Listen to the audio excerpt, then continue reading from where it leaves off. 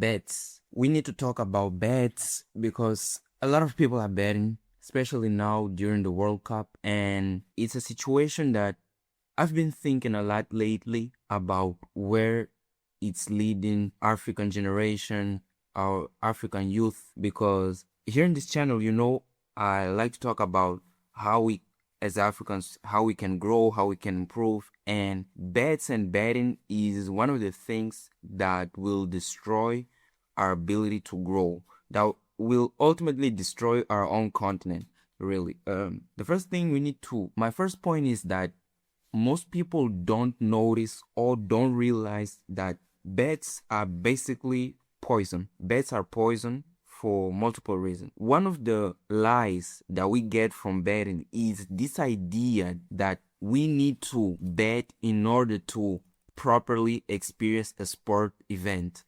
We see a lot of people that basically are no longer capable of watching a football match without placing a bet. And the worst part is, it's not only that. When you look at social media, Facebook, WhatsApp, whatever social media you use, there are a lot of people that created groups where they share bets, where they share odds and things like that. And this is problematic.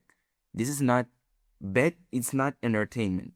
Some people say, no, it's just entertainment, just do on your free time with your extra money. You need to tell me why you want to bet. And there are only two reasons for someone to bet. And I know some people will try to give a third reason, but really there are only two reasons. One of the reasons is trying to make an extra buck, trying to make a little more money. The other reason is trying to change your life, because let's not be oblivious to the reality that most Africans face, which is poverty, which is difficult, which is rising life costs. And some of those people end up believing that through betting, there's a way or a manner in which they can change their lives. Because most of us sort of lost hope of changing our life working. No one believes no more that you can work and actually change your life. We've all heard about people in the 90s or the 80s that you only had to go to college, and if you did well in college, not every person could go to college. Some people could. Those people that were able to go to college, we knew that once they finish college, they will choose what job they want to make. But today is different.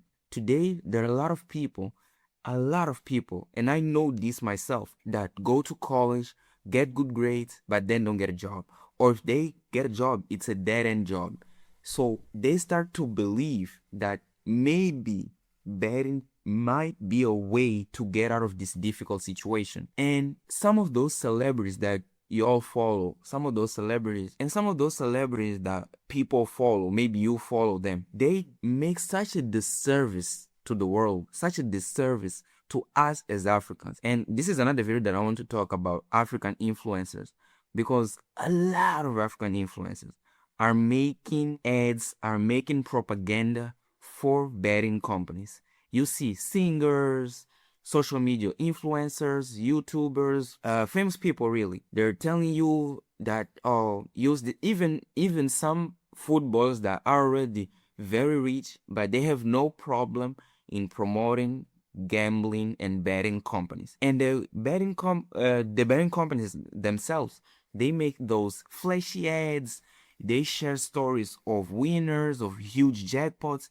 and they make you believe that it's actually possible to consistently make money betting. And people start to get excited and be a little more interested in betting. But I want you to understand one thing. Betting is not investing. And I know that those companies don't directly tell you that betting is investing, or that betting is something that can actually add value to your life. But indirectly, they're telling you that.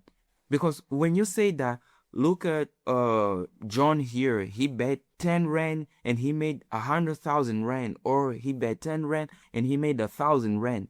What they're indirectly telling you is, hey, if you put 10 rand in this team or that team, or maybe in some casino thing, maybe you can also make 1,000 rand.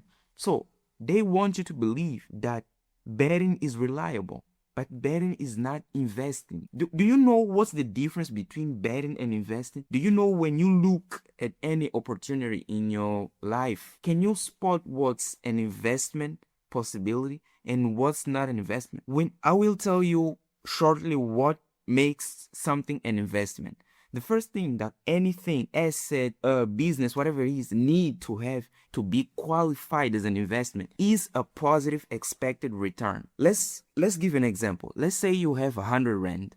Okay, you have 100 rands and you want to put in something. Okay, let's call that thing X. You want to put 100 rand into X, and you don't know if putting 100 rand into X is an investment or a bet. You need to ask yourself, what's your expected return, positive or negative? What makes a expected return positive or negative? When you bet, there is a limit, a cap of how much money you can make.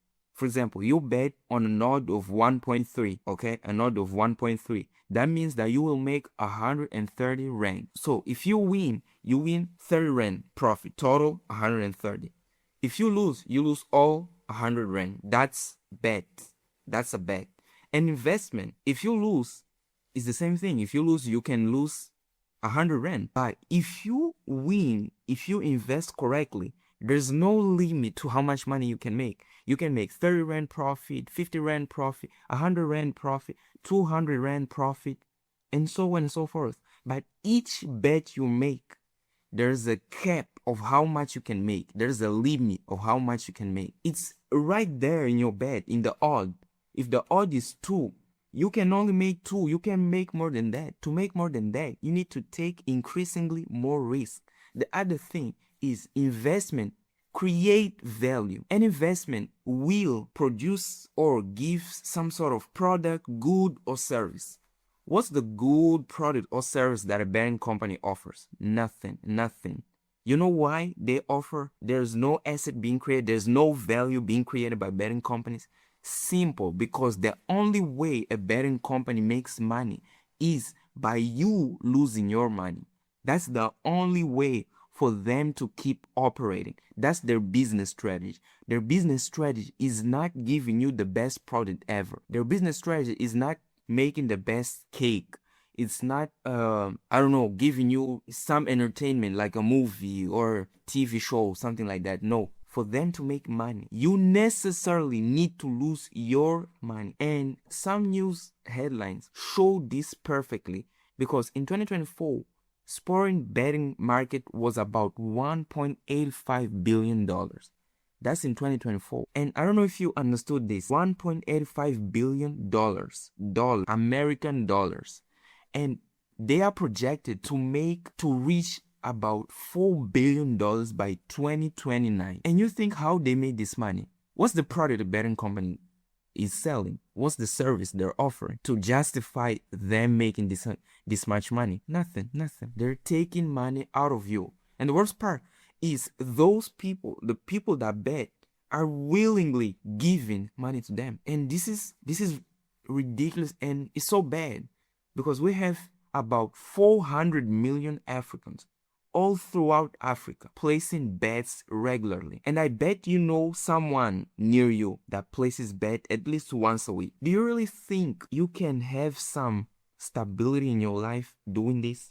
And this same article points out here that the growth of betting companies is raising concern over consumer protection, responsible gambling, and addiction. Let me tell you this. I know the government won't tell you. I know those influencers that make propaganda for companies, for betting companies, won't tell you. I know you may think I'm just a nobody. Yes, I am a nobody. But what I'm going to tell you, no one will. And some of you will disagree. But I don't care. At least I'm brave enough to tell you the truth. There's no responsible gambling. There's no responsible betting. Dude, get this straight. If you drink, let's give an example of drinking. Drinking can cause addiction. We all know that. Betting, gambling can cause addiction. We also know that.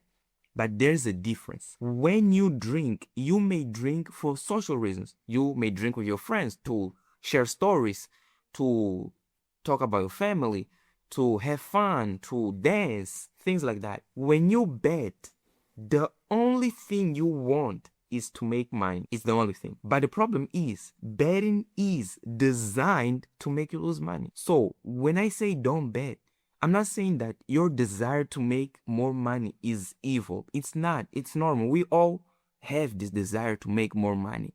We need money. That's not the problem.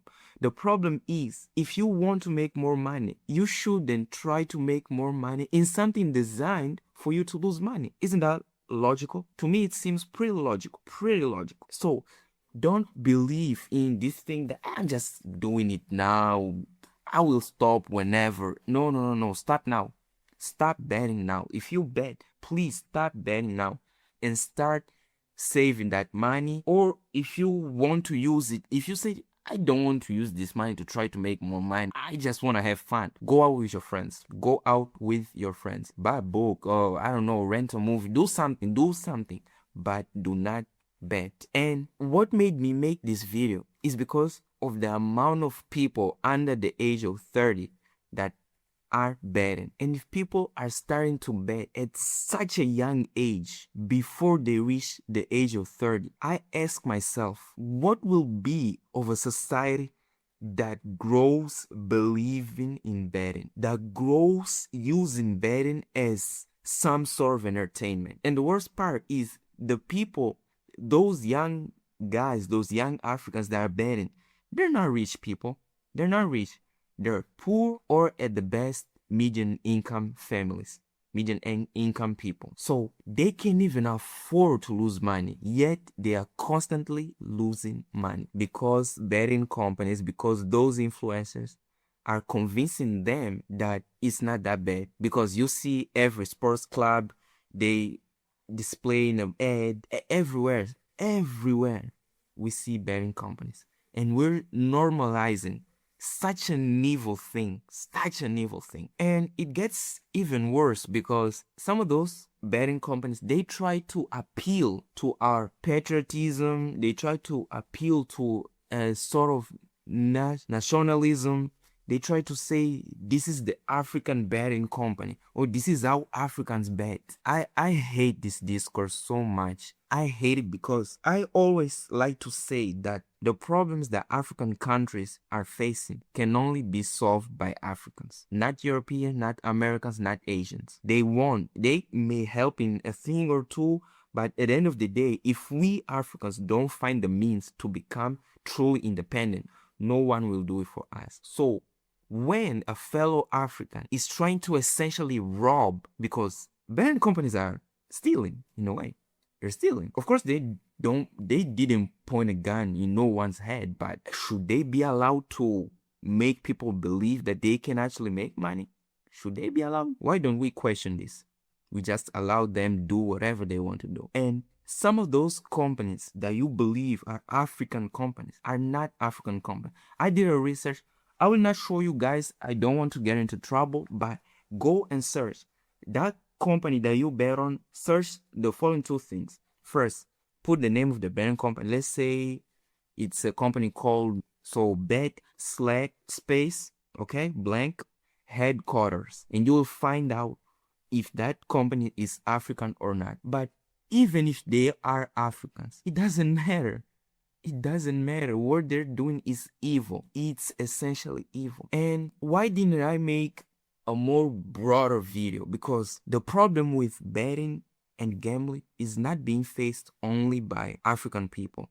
People in all continents and countries are facing the same problem. Why did I specifically target Africans? First is because this is the African Boy channel. Here I talk about African issues. I'm African and I'm more interested about Africa. But the other thing that made me specifically target Africans is because betting is worse for Africans. The problem with betting is worse for us. And betting companies know this. That's why they target African families, African countries so much. Why is it worse for us, you may ask? First, African countries, most of them or all of them, people have low incomes. And when someone has a low income, it's easier to convince them to take a chance betting. Because they're already suffering. So anything that seems like an opportunity, they're most likely going to take it. So when you say that, just put a little bit and you may multiply 10x, 100x, any huge number that you may think of, it's easier to convince them because they're a little bit desperate. They're desperate. There are families that are desperate, that can't make ends meet, that each month is a struggle. So when you that look at this person, he became a millionaire betting or gambling, they start to see that as a possibility. And another thing that betting companies love is the fact that all African countries have a huge population living below the poverty line. And again, it's the same dynamics. The poorer the person is, the easier it is to convince them to bet. That's why they love to make their propaganda here in Africa. They want Africans to stop working, stop learning, stop trying to make more money actually through working, through adding value. They want you to take your desperation and target that to bet, to try to do whatever because you think that maybe you can change your life this way. And I'm not oblivious that yes, we have problems of unemployment, we have no safety nets, poverty so staggering, prices of goods are going up, never stopping. But those betting companies, they will make this graph. You see this graph that shows the population below the poverty line? If we continue to bet, I'm telling you, in 5 years, instead of Zimbabwe having 72% of its population below the poverty line, it'll be 80. It'll be 85. It'll be way more. And at the same time, as people get poorer, you will see headlines upon headlines upon headlines saying that, oh, this year betting companies reached a record revenue. And people will wonder how they did it if people are not truly winning. And if you continue to bet, I'm telling you, you will lose more than just money. You will waste time. That time that you waste, that you spend trying to analyze bets, trying to figure out which odd is better than which odd, that time could be used for something more useful. And I don't mean something more useful in a productive or financial sense. It may be simply spending time with your family, spending time with your friends, spending time with yourself, learning more about yourself. That time you're spending analyzing bets, the emotional stress that losing bets will cause you will make you lose more money, more time, more of your mental health. And the worst is if that betting habit gets transformed into a full-on addiction. So guys, please stop betting. Do not bet. Don't believe betting companies. It's not worth it. Take that money that you wanted to use to bet and do something else. Invest in yourself. Buy a book, learn a skill, save that money, or go out with your friends. I don't know, but don't bet. Please do not bet. If you enjoyed this video, please tell me down below what you think about this issue. Subscribe to the channel. As you can see, I only have 1 subscriber and I want to make more videos for you guys. Let's actually work together, each one of us with their own skills and abilities, to improve ourselves, to improve our content. Let's not let those betting companies win. Let's not let them win. Thank you.